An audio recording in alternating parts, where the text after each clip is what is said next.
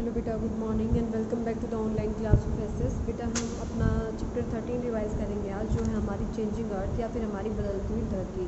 धरती क्यों बदल रही है, धरती की शेप्स क्यों बदल रही है? क्योंकि हमारी जो धरती है वो अलग अलग तरह की टेक्टोनिक प्लेट से बनी हुई है, जिसमें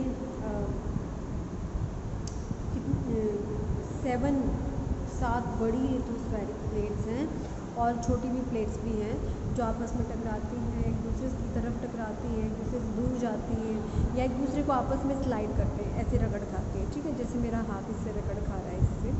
तो ये अलग अलग तरह से मूवमेंट होते रहते हैं और इन्हीं मूवमेंट्स के कारण जो अर्थ है उसमें चेंजेस आ रहे हैं। ठीक है, देखिए क्वेश्चन 1 है, what are the 3 types of plate movements. Plate movements के 3 टाइप कौन से हैं?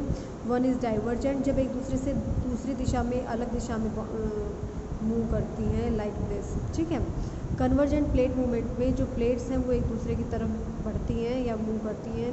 ट्रांसपोर्ट प्लेट मूवमेंट में एक दूसरे के से रगड़ खाती हैं, स्लाइड करती हैं। ठीक है, how are rift valley is form. Rift valley कैसे बनती है? By the faulting of 2 tectonic plates. Yes बेटा, बाय द फॉल्टिंग, जब टेक्टोनिक प्लेट्स एक दूसरे से अपार्ट दूर जाती हैं, ठीक है, तो क्या होती है, तो बीच का जो प्लेस है जो नीचे की तरफ सिंक हो जाता है, उसको हम क्या कहेंगे? Rift valley.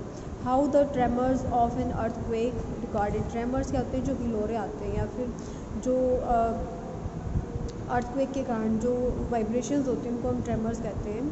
वो एक सिस्मोग्राफ नाम के इंस्ट्रूमेंट से हम रिकॉर्ड करते हैं।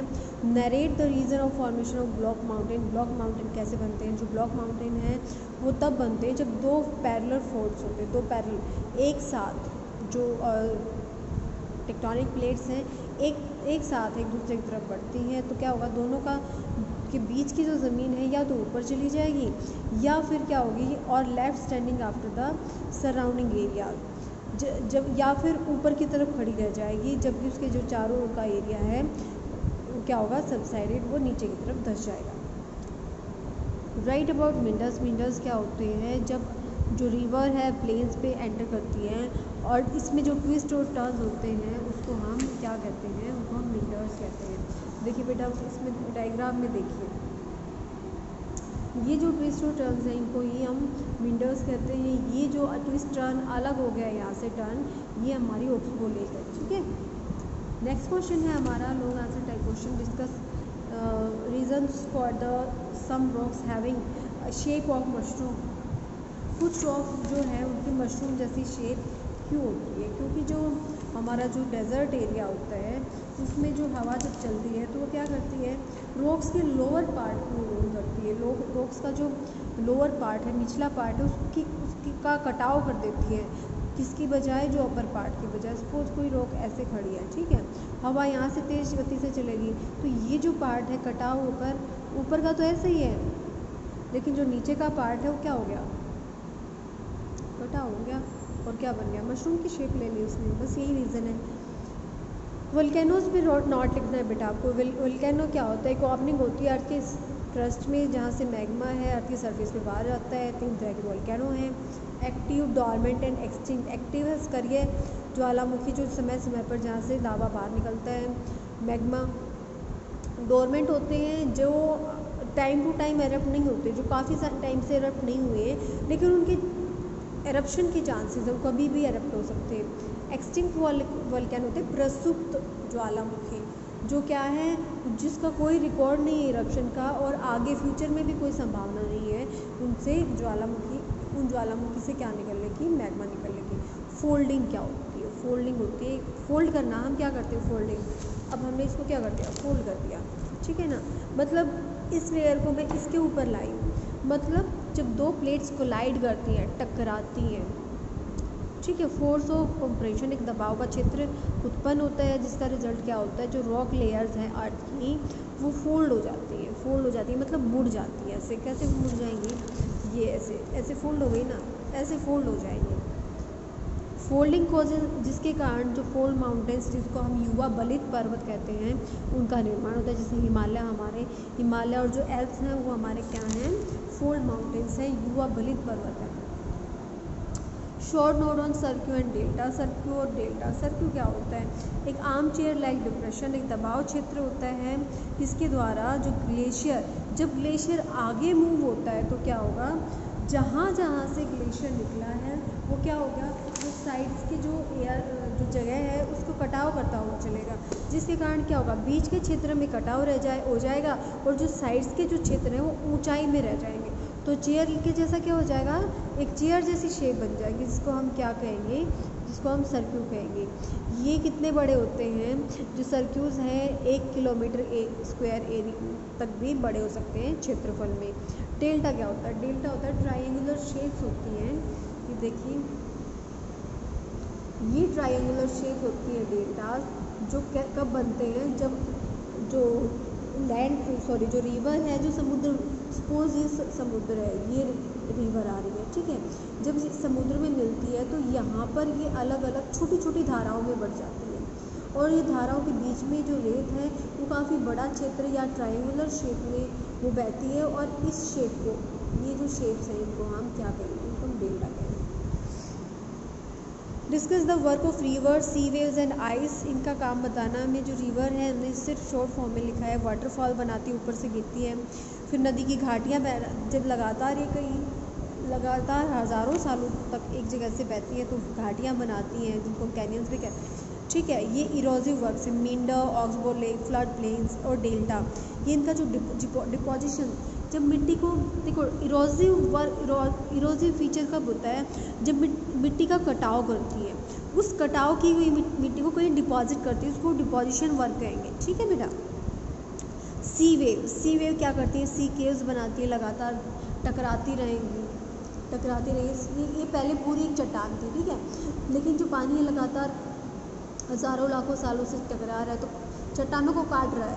पहले सी केव बनी है, फिर सी आर्क्स बनी है, फिर स्टार्क्स बन जाएंगे, ठीक है। सी क्लिफ्स, ये सब किसके द्वारा बनेंगे, ये सी वेव्स की इरोजिव वर्क के द्वारा। सी बीचेस बनती हैं, जो सी वेव का डिपोजिशन वर्क होता है, ये जो कटाव करके लाती हैं चट्टानों का, उन सेडिमेंट्स को ये बीच पर छोड़ देते हैं या अपने तट पर छोड़ देती हैं और बीच का निर्माण करती है। वर्क ऑफ आइस क्या करती है, सर्क्यूज बनते हैं इरोजिव वर्क के द्वारा, और जो ग्लेशियल मोराइंस होते हैं वो आइस की क्या होती है, डिपोजिशन फीचर होती है। बेटा अभी हम करेंगे अपनी exercise. The centre from which the epicentre originates, वो जगह जहाँ से अर्थक्वेक ऑर्गेनेट या फिर शुरू होता है उसको हम एपिसेंटर कहते हैं। The point on the earth surface vertically above the seismic focus, जो सिस्मिक फोकस के ऊपर जो प्लेस होता है उसको हम क्या कहेंगे। बेटा देखो ये गलत है, फर्स्ट वन इज़ रॉन्ग, इसका आंसर आएगा सिस्मिक फोकस, ठीक है। First one is answer is जहाँ से टेक्टोनिक प्लेट्स पे टकराव होता है और जहाँ से भूकंप निकलता है उसको हम कहेंगे सिस्मिक फोकस। और फोकस के ऊपर, जहाँ फोकस के ऊपर जो जगह है उसको हम कहेंगे एपिसेंटर, ठीक है। इसको एक बार करेक्ट कर लीजिएगा, ये बुक में गलत आंसर दे रखा है। The earthquake tremors are recorded in, कौन से इंस्ट्रूमेंट से रिकॉर्ड किया जाता है, सिस्मोग्राफ से। मैग्नीट्यूड और द इंटेंसिटी, जो अर्थक्वेक की जो तीव्रता है उसको हम रिक्टर स्केल पे नापते हैं। अर्थक्वेक क्या कर सकता है, सुनामी ला सकता है, force and features, tremors and vibration cause करता है, मतलब all of the Abu. Which city of India was worst hit by earthquake measuring 7.9 on Richter scale on 26 of January 2001। तो ये है भुज, गुजरात में। Which is the highest rainfall, this is angel rainfall. Match the following, जो मींडर्स होते हैं और river bands होते हैं। ऑक्सफोर्ड लेक क्या होती है, loops cut from the river, जो मैंने आपको शो किए थे। फ्लड प्लेन, फर्टाइल प्लेन होता है। Levies, raised bank. लेवीज क्या होते हैं, जब नदी बह रही होती है मैदानों में से तो लगातार जब बहती है तो उसकी जो साइड्स में जो ऊंचे उठे हुए किनारे होते हैं उन्हीं को हम लेवीज कहते हैं। Which among the following largest delta, तो लार्जेस्ट डेल्टा है हमारा Sundarban delta. Depositional feature of the glacier is moraine. अर्थ देखिए, जो हमारी अर्थ की क्रस्ट है वो पतली है और जो हमारी दो और लेयर है उनकी तुलना में, और एक बहुत सारे नंबर्स प्लेट्स में वो टूटी हुई है जिनको हम लिथोस्फेरिक प्लेट कहते हैं। जब दो प्लेट्स एक दूसरे से दूर जाती हैं तो डाइवर्जेंट प्लेट मूवमेंट क्रिएट होता है। जब मैग्मा आर्ट के सरफेस पर पहुंचता है तो उसको लावा कहेंगे। वोल्केनो का टॉप जो एक फनल शेप, मतलब एक ऐसी शेप होती है जहाँ से लावा बाहर आता है, उसको क्रेटर कहेंगे। कौन से माउंटेन बनते हैं? जब दो पैरेलल फॉल्ट होते हैं और जो उनके बीच की जो ज़मीन है या तो ऊपर चली जाती है या फिर जो साइड के एरिया की तुलना में ऊपर खड़ी रह जाती है, तो ब्लॉक माउंटेन बनते हैं। ट्रू फॉल्स आपके आएंगे नहीं, लेकिन फिर भी देख लीजिए। जो कन्वर्जेंट प्लेट मूवमेंट है कब होता है? जब to plates move away from each other, नहीं एक दूसरे की तरफ बढ़ते हैं। ठीक है बेटा। जो डोरमेंट वोल्केनो कौन सा होता है? डोरमेंट वोल्केनो वो होता है जो क्या होता है? Is the one which continuous, नहीं, जिसमें कई सालों से कोई एक्टिविटी नहीं होती है, लेकिन कभी भी क्या होता है उसमें इरप्शन हो सकता है, तो फॉल्स है। ये वाली स्टेटमेंट गलत है इसमें। सेडिमेंट का collection from all the mouth form levies. जब सेडिमेंट कलेक्ट होते हैं, जब उनको इकट्ठा, जब वो रिवर के माउथ पे कलेक्ट होते हैं तो उसको लेवीज कहते हैं। नहीं, उसको हम क्या कहेंगे? उसको हम कहेंगे delta. I shaped valley are form. I shaped valley बनती हैं जब जो रिवर है वो एक नैरो वैली से चलती हैं, मतलब एक संकीर्ण घाटी बनाती हुई चलती है, तो उसको आई शेप्ड वैली कहेंगे हम। मैग्नीट्यूड, जो अर्थक्वेक की जो तीव्रता है उसको हम रिक्टर स्केल पे नापेंगे। ठीक है। लॉयज़ क्या होते हैं? लॉयज़ होते हैं grains of sand are every fine and light such sand deposit in large area. जब हवा अपने साथ रेत को उड़ाकर बहुत दूर तक फैला देती है तो उसको लॉयज़ कहते हैं। टर्न क्या होता है? टर्न होता है